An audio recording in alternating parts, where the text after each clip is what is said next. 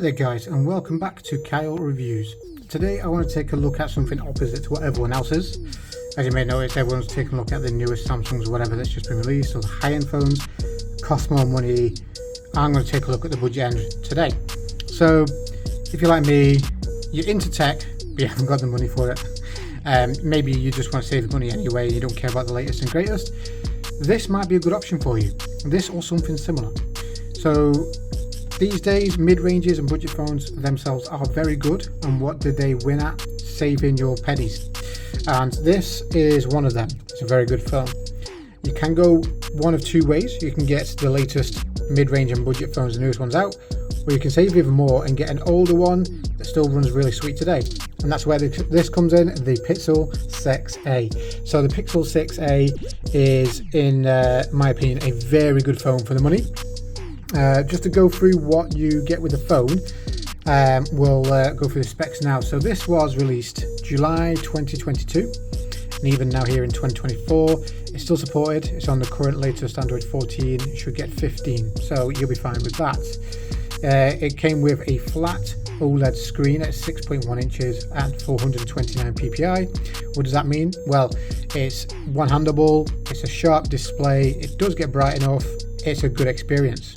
The only caveat when you spend this amount of money is you don't get the high refresh rate. So it's 60 Hz refresh rate, but that's fine.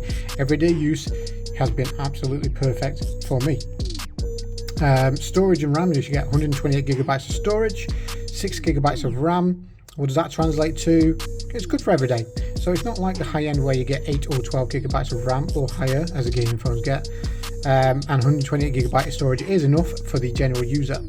But because it's stock Android Pixel software, 6 gigabytes of RAM is more than enough. And I have been playing PUBG on this, for instance, and it's ran fine. So around about now, I'll show some of that Pixel power on PUBG. I'm running around just fine, shooting with no hitches. If you do crank it up to max settings, you'll start seeing some lag, but at medium settings, heavy games run fine on here. So do you need the high-end powerful phones? No. The cameras. Now this is where Pixel magic comes in. So Pixels are very good for squeezing out every single bit of stuff they can out of those cameras. 12.2 megapixel wide, 12 megapixel ultra wide with an 8 megapixel selfie. Don't sound like high-end specs these days, but the photos they generate are wicked.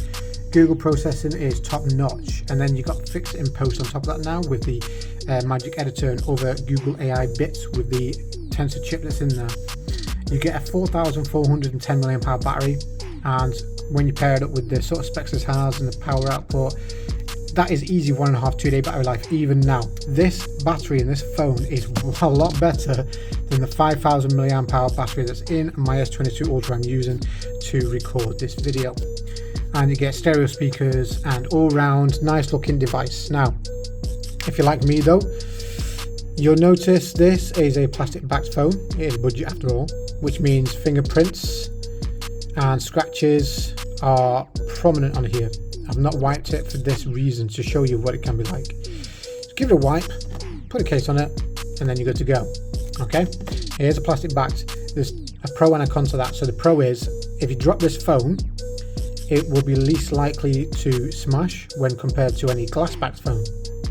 But scratching is easier. So it's a give and take. Whereas if you have a glass backed phone, it's more resistant to scratches, but will smash easier when dropped on the ground. I prefer not smashing, so that's why I've got this. And then the screen on the front is Gorilla Glass 3. So again, you know, it's prone to smudging, especially with the age this phone is now, and scratches because it's only the older, you know, Type 3 compared to your Victus or whatever these days. But I've got a screen protector on it now anyway, so that doesn't matter. Ignore all the you know, smudges that's on this phone. I've been heavily handling it right now, just getting my videos done. It will be cleaned off, promise you. So you get an overall great experience, or good experience, with the specs you get, and the size of it, and the pixel magic, all for around 100 to 150 pounds these days.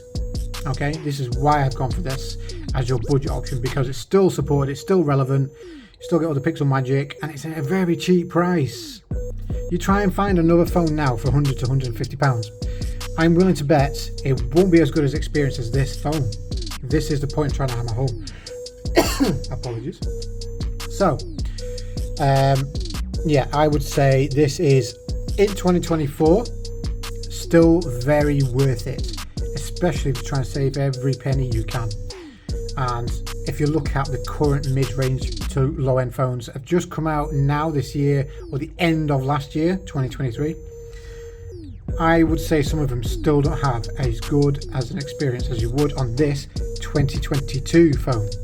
Okay, that's a good thing about Pixels. They drop in price very quick. What they're worth anymore goes down very quick, especially when compared to the likes of Apple iPhones. But the experience stays. It stays true. It stays solid. If you look at older ones right now, some people out there I've seen online are still on Pixel 4s, Pixel 5s, and still enjoying them.